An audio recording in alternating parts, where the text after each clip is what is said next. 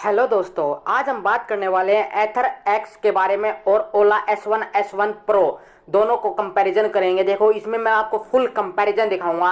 मैं यह दावा कर सकता हूं कि इस वीडियो को देखने के बाद आपको और कोई वीडियो नहीं देखनी पड़ेगी। तो चलो अपने वीडियो को हम शुरू करते हैं। उससे पहले अगर आपने अभी तक हमारे चैनल को सब्सक्राइब नहीं किया तो उसको सब्सक्राइब कर लीजिए और साइड में जो बेल आइकन है उसको भी प्रेस कर लीजिए, ताकि फ्यूचर में हम कोई भी ऐसी वीडियो डालें तो आपको नोटिफिकेशन सबसे पहले मिल सके। तो देखो, एथर में हमें दो स्कूटर देखने को मिलते हैं। एक तो होता है एथर 450 प्लस, एक आता है एथर 450 एक्स। जो 450 प्लस का प्राइस है वो लगभग 1,30,000 के आसपास है और ये सभी प्राइसेज मैं दिल्ली NCR के हिसाब से बताऊंगा। हो सकता है आपके रीजन में 5 या 7,000 रुपये ऊपर या नीचे हो सकता है। तो देखो, जो एथर 450 प्लस का जो प्राइस बताया था मैंने वो था लगभग 1,30,000 रुपये ऑन रोड, और जो एथर 450 एक्स का प्राइस है वो लगभग 1,50,000 के आसपास है। ऐसे ही अगर हम ओला के वेरिएंट पे जाए तो ओला में दो वेरिएंट आते हैं, एक तो S1 आता है, एक S1 प्रो आता है। देखो, जो S1 का जो ऑन रोड प्राइस है वो लगभग 1,05,000 के आसपास है और S1 प्रो लगभग 1.5 लाख के आसपास है। तो देखो, जो एथर का छोटा मॉडल है और जो ओला का छोटा मॉडल है, उन दोनों में ही लगभग 25,000 का डिफरेंस है। जी हाँ, इन दोनों के छोटे मॉडल में लगभग 25,000 का डिफरेंस है और जो दोनों के बड़े मॉडल हैं जैसे कि एथर 450 एक्स वो भी लगभग 1.5 लाख के आसपास है और जो ओला का S1 प्रो है वो भी 1.5 लाख के आसपास है। तो चलते हैं इनके फुल कंपैरिजन की तरफ। देखो, जो ओला में जो मोटर यूज की गई है वो 5500 वोट की कही गई है और वहीं एथर में देखी जाए तो 3300 वोट की जो मोटर है उसका इस्तेमाल किया गया है। जो ये ओला में 5500 वोट की मोटर है वो लगभग पावर जनरेट करती है 8500 वोट की, वहीं एथर की जो मोटर है वो पावर जनरेट करती है 5400 वोट की। तो अगर पावर में देखा जाए तो यहाँ पर ओला क्लियरली जीत जाता है। उसके अगर हम टॉर्क देखें तो ओला का जो टॉर्क है वो है 58 न्यूटन पर मीटर का, वहीं अगर हम एथर का टॉर्क देखें तो यहाँ पर 22 न्यूटन पर मीटर का टॉर्क हमें एथर देता है। तो यहाँ पर क्लियरली ओला जीत जाता है। आगे हम रेंज देखें तो ओला की रेंज है 121 किलोमीटर एक बारी के चार्ज में, वहीं अगर हम एथर की देखें तो 70 से 80 किलोमीटर एक बारी के चार्ज में हमें ये देता है। तो यहाँ पर ओला की चार्जिंग की भी जो रेंज है वो बहुत ही ज़्यादा है, तो यहाँ पर ओला फिर से जीत जाता है। अगर हम यहाँ पर टॉप स्पीड देखें तो दोनों ही व्हीकल में हमें 90 की टॉप स्पीड देखने को मिलती है, तो यहाँ पर कोई भी नहीं जीत रहा है। उसके आगे अगर हम बैटरी चार्जिंग का टाइम देखें तो ओला का जो स्कूटर है वो लगभग लेता है 5 घंटे, वहीं जो एथर का स्कूटर है पूरी तरह चार्ज होने में लेता है 5 घंटे 45 मिनट। तो यहाँ पर फिर से ओला जीत जाता है। उसके बाद ओला और एथर दोनों ही फास्ट चार्जिंग को सपोर्ट करते हैं। उसके बाद हम कैरिंग कैपेसिटी देखें तो ओला 150 किलो तक कैरिंग कैपेसिटी है, मतलब 150 किलो आप उस पर रख के आराम से चल सकते हो। यही हमें एथर में कोई भी कैरिंग कैपेसिटी इनकी तरफ से नहीं बताई गई है कंपनी वालों की तरफ से, तो हम इसकी जो कैरिंग कैपेसिटी है वो नहीं बता सकते, पर लगभग आप पकड़ के चल सकते हो 150 किलो के आसपास इसकी मिलेगी।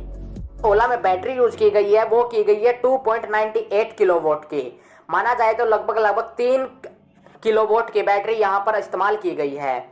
वहीं जो एथर में बैटरी यूज की गई है वो की गई है 2230 किलोवाट की, मतलब माने तो 2223 किलोवाट की यहाँ पर बैटरी यूज की गई है। इसमें भी ओला ने बिग बैटरी यूज की है, तो मतलब यहाँ पर ओला फिर से जीत जाता है क्योंकि उन्होंने बिग बैटरी यूज की है, इसलिए उनकी रेंज भी काफ़ी ज़्यादा निकल जाती है।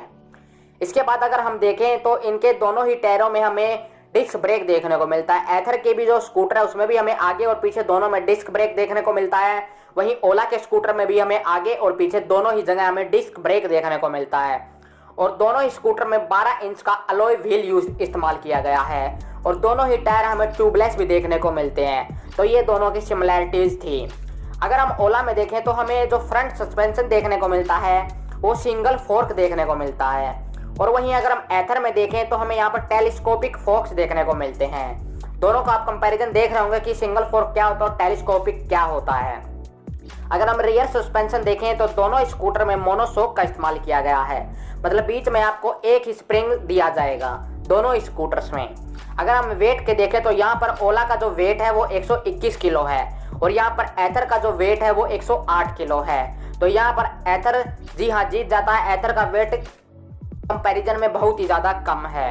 यहाँ पर अगर हम बैटरी की जो वारंटी देखें तो दोनों ही स्कूटर में आपको 3 साल की वारंटी देखने को मिल जाती है, वहीं अगर हम मोटर पे वारंटी देखें तो ओला क्लेम करता है 3 साल की वारंटी या 40,000 किलोमीटर, जो भी सबसे पहले हो जाते हैं उसमें आपको ओला की वारंटी खत्म हो जाएगी। मान लीजिए अगर आपने 3 साल से पहले 40,000 किलोमीटर चला ली तो उसके बाद आपकी मोटर की जो वारंटी है वो खत्म हो जाएगी, या आपने 40,000 नहीं चलाई तो 3 की वारंटी हमें देखने को मिलती है। वहीं एथर के स्कूटर में भी हमें 3 साल की वारंटी देखने को मिलती है।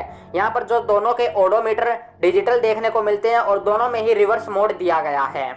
उसके बाद अगर हम देखें तो दोनों के ही जो टच स्क्रीन डिस्प्ले हमें सामने की तरफ देखने को मिलती है, तो आपको कोई बटन नहीं दबाना होता, सिंपल टच स्क्रीन दोनों स्कूटर में हमें देखने को दी गई है। और दोनों स्कूटर में हमें जीपीएस सिस्टम भी देखने को मिलता है। अगर हम दोनों की बात करें तो दोनों स्कूटर में हमें सेंटर लॉकिंग सिस्टम भी देखने को मिल जाता है, उसके साथ ही हमें एंटी थेफ्ट सिस्टम भी देखने को मिल जाता है। मतलब कोई अगर आपकी गाड़ी को बिना आपकी परमिशन के चोरी या छूने की कोशिश करेगा तो उसमें एंटी थेफ्ट सिस्टम दिया होगा। इसके साथ ही ओला के स्कूटर में आपको आर्टिफिशियल साउंड देखने को मिल जाती है, जैसे कि आपको आवाज आती है ब्रूम ब्रूम करने की, तो ओला में आपको यह जरूर देखने को मिलती है। पर हमें एथर के स्कूटर में आर्टिफिशियल साउंड कोई भी देखने को नहीं मिलती है। अगर उससे अगली बात चले तो हमें ओला के स्कूटर में हिल असिस्ट का ऑप्शन देखने को मिलता है कि अगर आप ऊंचाई की ढलान वाली स्थिति में हो तो यहाँ पर आपका स्कूटर पीछे की तरफ नहीं जाएगा। और वहीं अगर हम एथर में देखें तो हमें कोई भी हिल असिस्ट का ऑप्शन देखने को नहीं मिलता है। उसके आगे चले तो हमें यहाँ पर दोनों स्कूटर में पार्किंग असिस्ट देखने को मिलता है। अगर हम सबसे महत्वपूर्ण बात के तरफ जाएं तो यहाँ पर हमें ओला के स्कूटर में चार्जिंग पोर्ट देखने को मिलता है, वहीं एथर के स्कूटर में हमें कोई भी चार्जिंग पोर्ट देखने को नहीं मिलता है। तो देखो ये थी इसकी मैंने आपको इसका सस्पेंशन बता दिया, व्हील बता दिया, इसमें पावर बता दी, वारंटी बता दी, बैटरी कितनी यूज होती है, टॉप स्पीड क्या है, सस्पेंशन का क्या है और इसकी बैटरी की रेंज कितनी है, आप कितने दूर तक स्कूटर चला सकते हो। मतलब मेनली जो एक कस्टमर को जानने की बातें होती हैं वो मैंने बता दी हैं। यहाँ पर जो ओला का प्राइस है वो इससे काफ़ी सस्ता भी है और ओला में फीचर्स भी ज़्यादा है। अगर मैं आपकी जगह होता तो मैं ओला को प्रेफर करता, क्योंकि एथर एक्स जहाँ पर उसकी रेंज भी कम मिल रही है और हमें उसमें काफ़ी सारे ऑप्शन नहीं देखने को मिल रहे हैं। और ये आप पे डिपेंड कर सकता है कि आप कौन सा स्कूटर लेने की पसंद करोगे। मेरा ये क्लियरली मानना है कि ओला का स्कूटर अच्छा है, तो यहाँ पर ओला का स्कूटर जीत जाता है। और ये जो मैंने कंपैरिजन बताया है ये किसी भी कंपनी ने मेरे को कोई भी स्पॉन्सरशिप नहीं किया है, ये मैंने एक नॉर्मल कस्टमर के हिसाब से आपके सभी ऑप्शंस दिखाए हैं और उनके हिसाब से बताया कि कौन सा स्कूटर कितना माइलेज या क्या देता है। तो आशा करता हूँ कि आपको वीडियो पसंद आई होगी। अगर आपको ये वीडियो पसंद आई है तो इसको अपने दोस्तों के साथ जरूर शेयर कीजिएगा जो भी एक इलेक्ट्रिक स्कूटर की तरफ जा रहा है और जो भी इनके बीच में फंसा है कि ओला लूँ या एथर का लूँ। देखो दोनों ही कंपनियां बहुत ही अच्छी हैं। तो इस वीडियो को लाइक जरूर कर दीजिए और लाइक एम करते हैं हम 50 लाइक का। जी हाँ 50 लाइक यार बहुत ही कम है, आप करवा दोगे।